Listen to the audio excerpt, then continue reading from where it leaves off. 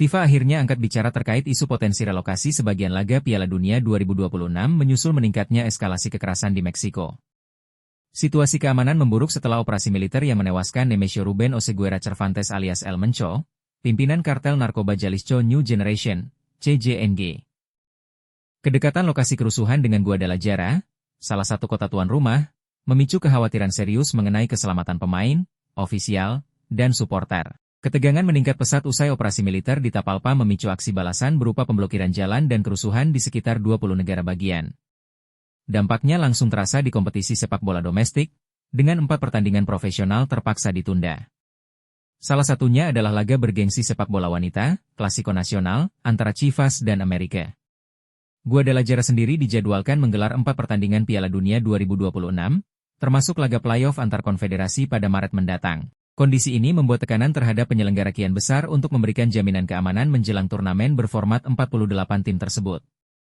Melalui kantor perwakilannya di Meksiko, FIFA menyatakan terus memantau perkembangan situasi di negara bagian Jalisco serta menjalin komunikasi intensif dengan otoritas setempat. Di FIFA Meksiko, kami memantau situasi di Jalisco secara ketat dan terus berkoordinasi dengan otoritas terkait. Kami akan mengikuti arahan lembaga pemerintah guna menjaga keselamatan publik dan memulihkan kondisi normal, serta memperkuat kolaborasi dengan otoritas federal, negara bagian, dan lokal, ujar juru bicara FIFA. FIFA juga dikabarkan telah meminta laporan internal untuk disampaikan ke kantor pusat di Zurich, Swiss, guna memberikan gambaran menyeluruh kepada pimpinan federasi mengenai kondisi keamanan dan potensi dampaknya terhadap operasional turnamen. Meski situasi masih dinamis, FIFA menegaskan bahwa persiapan di 3 kota tuan rumah Meksiko Guadalajara, Monterrey, dan Mexico City tetap berjalan sesuai rencana. Sumber internal FIFA menyebutkan bahwa pencabutan status tuan rumah Meksiko belum menjadi opsi.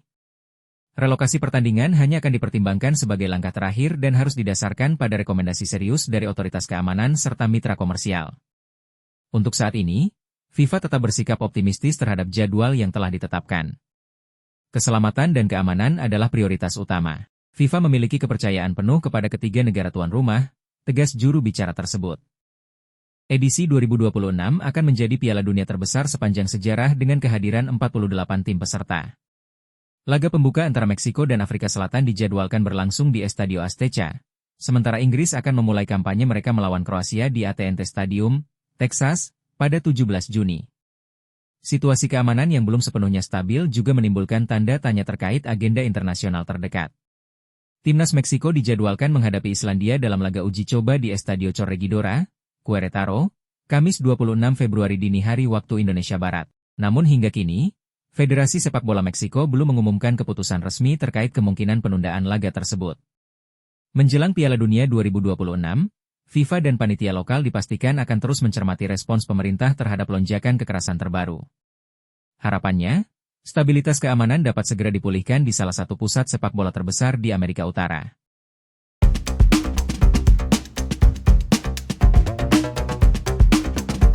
Manchester United bersiap melakukan perombakan besar di posisi penjaga gawang pada bursa transfer musim panas mendatang. Meski Senne Lammens tampil impresif dalam kemenangan atas Everton, manajemen Old Trafford dikabarkan mulai melirik kiper andalan Atalanta, Marco Carnesecchi. Klub Serie A itu pun telah menetapkan harga tinggi bagi siapapun yang ingin memboyong sang kiper. Lammens mencatat clean sheet tandang pertama United dalam hampir 1 tahun saat pasukan Michael Carrick menang tipis 1-0 atas Everton di Hill Dickinson Stadium, Selasa dini hari waktu Indonesia Barat. Gol tunggal Benjamin Sesko memang menjadi penentu. Namun sorotan utama tertuju pada performa Lammens yang tampil solid menghadapi tekanan bertubi-tubi dari situasi bola mati. Aksi gemilang kiper asal Belgia itu menuai pujian dari manajer Everton David Moyes, serta legenda setan merah Edwin van der Sar. Kendati demikian, performa tersebut belum cukup menjamin posisinya aman untuk jangka panjang. United dilaporkan memantau serius Carnesecchi, yang tampil konsisten bersama Atalanta di Serie A. Dengan postur menjulang 196 cm, kiper berusia 25 tahun itu dikenal dominan di kotak penalti serta memiliki refleks penyelamatan yang tajam. Sejak kepergian David De Gea, sektor penjaga gawang United kerap diwarnai inkonsistensi. Karena itu, Carnesecchi dinilai sebagai solusi jangka panjang yang ideal. Dengan bursa transfer semakin dekat, manajemen tengah mempertimbangkan langkah konkret untuk memboyongnya ke Old Trafford. Namun, United bukan satu-satunya peminat. Arsenal dan Juventus juga memantau situasi sang kiper. Atalanta, yang menyadari nilai asetnya, dikabarkan hanya bersedia melepas Carnesecchi dengan harga minimal 40 juta euro. Sepanjang tahun 2026, tak ada kiper Serie A yang mencatat lebih banyak clean sheet dibanding Carnesecchi. Ia telah mengoleksi 7 laga nirbobol dan masih terikat kontrak hingga 2028, membuat posisi tawar klub asal Bergamo itu sangat kuat. Bagi United, nilai tersebut memang besar, namun dianggap sepadan demi mengakhiri masalah kronis di bawah Mistar. Sebelum merekrut Lamens musim panas lalu, United sebenarnya sudah mengaitkan Carnesecchi sebagai calon pengganti Andre Onana. Onana, yang direkrut untuk memperkuat build-up dari belakang, justru tampil inkonsisten hingga akhirnya dipinjamkan ke Trabzonspor. Alih-alih bangkit, performa Onana di Super League disebut tak kunjung stabil. Gaji besar dan penurunan performa membuat opsi transfer permanen nyaris tertutup. United pun berencana melepas Onana serta kiper pelapis Altay Bayindir demi membuka ruang finansial. Dengan membersihkan beban gaji, manajemen berharap dapat memenuhi tuntutan Atalanta sekaligus menciptakan kompetisi sehat bagi Lamens. Meski sang kiper mencatat 3 clean sheet dalam 6 laga terakhir, kesempatan merekrut penjaga gawang sekelas Carnesecchi dinilai terlalu berharga untuk dilewatkan. Di luar isu pemain, United juga dihadapkan pada dilema di kursi manajer. Awal impresif Carrick sejak menggantikan Ruben Amorim memunculkan dorongan agar ia dipermanenkan. Namun legenda klub Gary Neville justru menyarankan agar United segera menunjuk manajer baru di luar Carrick, demi memastikan arah jangka panjang klub tetap terjaga.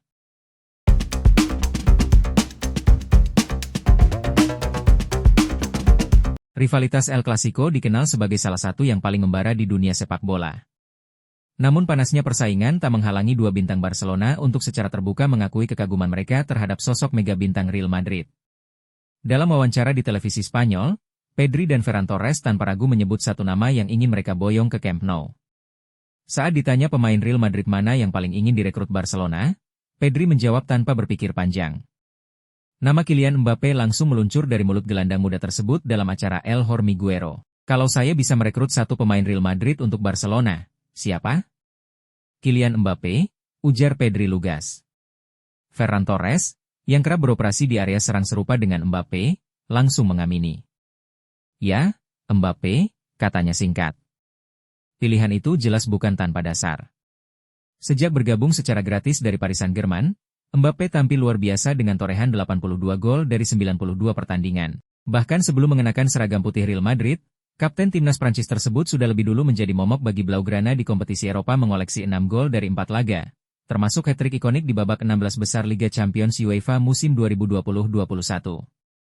Namun, peruntungan top skor sepanjang masa PSG itu justru berubah sejak mewujudkan mimpinya bergabung dengan Real Madrid pada musim panas 2024. Meski mencetak 6 gol dalam 6 edisi El Clasico lintas ajang, Mbappe baru 1 kali merasakan kemenangan, sementara 5 laga lainnya berakhir dengan kekalahan. Pada pertemuan terakhir, El Real tumbang 2-3 dari Barcelona di final Piala Super Spanyol awal Januari lalu, hasil yang berujung pada pemecatan Xabi Alonso. Mbappe setidaknya masih memiliki satu peluang lagi untuk memperbaiki rekornya. Real Madrid, yang kini ditangani Alvaro Arbeloa, dijadwalkan bertandang ke Camp Nou pada 11 Mei mendatang. Laga tersebut diprediksi berlangsung panas, terlebih gelar La Liga berpotensi menjadi taruhan, dengan kedua tim hanya terpaut 1 poin di papan atas klasemen. Di tengah pujian terhadap Mbappe, Ferran Torres juga menyempatkan diri mengangkat peran krusial rekan setimnya. Ia menyebut Pedri sebagai figur paling vital dalam proyek Hansi Flick musim ini. Kami benar-benar merasakannya saat dia tidak bermain. Dia memberi kami banyak hal. Ketika dia absen, itu sangat terlihat. Tapi kami juga tak boleh terlalu bergantung padanya, ujar mantan penyerang Manchester City tersebut. Barcelona sendiri tengah menjaga momentum positif. Kemenangan 3-0 atas Levante membuat mereka kembali ke puncak klasemen setelah Real Madrid tergelincir saat menghadapi Osasuna. Di balik permainan atraktif di lapangan, Flick dikenal menerapkan disiplin ketat di ruang ganti. Soal ketepatan waktu, pelatih asal Jerman itu nyaris tanpa toleransi. Datang terlambat, bahkan 1 menit, adalah bentuk tidak hormat kepada rekan setim, tegas Flick. Musim lalu, Jules Koundé bahkan sempat beberapa kali dicadangkan karena masalah tersebut. Musim ini, pendekatannya sedikit berubah. Flick memilih menerapkan denda finansial ketimbang hukuman teknis. Sekarang beda. Kalau terlambat, ada denda, ungkap Pedri. Ferran pun membocorkan nominalnya. Keterlambatan 10 menit di hari pertandingan bisa berujung denda 40.000 euro nyaris 800 juta rupiah. Saya tidak bisa membayangkan kalau telat 20 menit. Mungkin sekalian saja kirim foto ibuprofen sebagai alasan sakit, canda Torres. Selanjutnya, Barcelona akan bersiap menghadapi Villarreal di La Liga akhir pekan ini, sembari membidik kebangkitan dramatis di leg kedua semifinal Copa del Rey, meski tertinggal agregat 0-4 dari Atletico Madrid.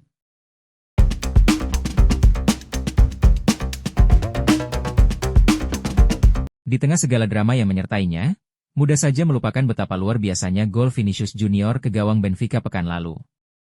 Padahal, bagi seorang pemain dengan portofolio gol indah bersama Real Madrid, momen itu pantas masuk daftar terbaik dalam karirnya. Vinicius menusuk ke tengah, memanfaatkan posisi bek, lalu melepaskan sepakan presisi ke sudut atas gawang, sebuah ekspresi individual yang murni dan seharusnya dirayakan. Ia tahu betul kualitas gol tersebut. Perayaannya pun penuh emosi, seakan menjadi jawaban langsung atas cemoohan yang mengiringinya sejak menit awal. Vinicius adalah tipe pemain yang hidup dari atmosfer. Semakin keras tekanan, semakin besar reaksinya. Ditekan, ditendang, diteriaki, semua justru memantik dorongan dalam dirinya untuk tampil lebih ganas. Energi semacam itu kerap menjadi bahan bakar utama di laga-laga besar. Sayangnya, sorotan terhadap performa brilian itu ternodai oleh dugaan pelecehan rasial yang melibatkan Gianluca Prestiani. Tuduhan tersebut dibantah sang pemain Benfica, namun rekaman video dan kesaksian di lapangan memunculkan versi cerita berbeda. Kasus ini hampir pasti akan bergulir panjang, dan jika terbukti bersalah, sanksi berat menanti. Yang luput dari perhatian di tengah komentar nyeleneh Jose Mourinho, laga yang sempat terhenti, hingga isu panas Kylian Mbappe, adalah fakta bahwa Vinicius tampil luar biasa sepanjang pertandingan. Bahkan, ia sudah berada di level tersebut selama 2 bulan terakhir. Menyuruh Vinicius sekadar membiarkan permainannya berbicara memang terdengar klise, namun mengabaikan bahwa ia tengah kembali ke performa puncak justru lebih keliru. Singkatnya, inilah versi Vinicius paling efektif dalam setahun terakhir, dan ketika tekanan pertandingan meningkat, kualitasnya menjadi aset krusial bagi Los Blancos. Ada korelasi jelas antara perlakuan lawan dan performanya. Vinicius berkembang dalam kesulitan yang sehat. Kontak fisik, provokasi verbal, hingga duel keras adalah bagian sepak bola. Selama tidak bersifat personal atau melewati batas, Vinicius justru naik level. Ia sering tampil paling berbahaya saat emosinya tersentuh. Itulah yang terlihat sebelum gol ke gawang Benfica. Ia terus menerima bola, terus dilanggar, terus diejek dan membalas semuanya dengan satu gol indah serta selebrasi penuh rasa puas. Beberapa pendukung tuan rumah mungkin tak nyaman, tetapi Vinicius sepenuhnya pantas atas momen tersebut. Permainannya mendukung itu. Kebangkitan ini terasa signifikan mengingat 2024 menjadi tahun sulit baginya. Vinicius sempat menjadi sasaran kritik setelah musim yang mengecewakan, meski sebelumnya berjanji bangkit usai finish runner-up Ballon d'Or. Ia hanya mencetak 8 gol di La Liga sepanjang 2025 dan mengalami paceklik gol panjang, diperparah adaptasi yang tak kunjung mulus bermain berdampingan dengan Mbappe. Di tengah situasi itu, dukungan klub tak pernah surut. Saat berselisih dengan mantan pelatih Xabi Alonso, manajemen menegaskan bahwa Vinicius tetap menjadi bagian penting proyek Madrid. Kepercayaan itu kini terbayar. Mengawali 2026, ia mencatat 7 gol dan 3 assist dari 12 laga, sebuah lonjakan signifikan dibanding paruh akhir musim lalu. Pelatih baru Alvaro Arbeloa bahkan menempatkannya sebagai poros utama tim. Vinicius sangat termotivasi, penuh karakter, dan menjadi pembeda, ujar Arbeloa jelang leg kedua kontra Benfica. Kami membutuhkannya. Hasil Madrid memang belum selalu konsisten, tetapi Vinicius tetap menjadi pemain paling efektif. Dalam kekalahan 2-1 dari Osasuna, ia memimpin statistik dribble dan sentuhan di kotak penalti lawan hingga 3 pemain Osasuna harus ditarik keluar akibat terus-menerus melanggarnya. Pendekatan Arbeloa memberi keseimbangan baru. Tak sebebas era Carlo Ancelotti, namun juga tak sekaku sebelumnya. Vinicius kini lebih disiplin bertahan, rajin sprint, dan mendapat perlindungan dari sisi kiri lapangan. Hasilnya, kontribusinya meningkat tanpa mengorbankan identitas menyerang. Dengan 11 gol dan 11 assist di La Liga dan Liga Champions UEFA musim ini, Vinicius memang belum kembali ke level kandidat Ballon d'Or. Namun, ia sudah jauh melampaui ekspektasi yang sempat merosot di awal musim. Jika tren ini berlanjut, Madrid tetap berada di jalur perebutan trofi meski gagal di Copa del Rey dan Supercopa. Mereka hanya tertinggal 1 poin dari Barcelona, berpeluang melaju jauh di Liga Champions, dan segera menyambut kembalinya Jude Bellingham, sementara Trent Alexander-Arnold mulai menemukan ritme. Prioritas terdekat tetap menuntaskan tugas kontra Benfica. Madrid unggul tipis 1-0 jelang leg kedua di kandang. Ini jenis laga di mana Vinicius, secara historis, selalu bersinar. Dalam 77 penampilan Liga Champions, ia telah mencetak 31 gol dan 31 assist. Mengabaikannya di fase gugur akan menjadi kesalahan fatal. Dan setelah pekan yang berat, sedikit pemain yang lebih pantas menikmati sorotan dibanding Vinicius Junior sekarang. Like, komen, share dan subscribe ya. Terima kasih.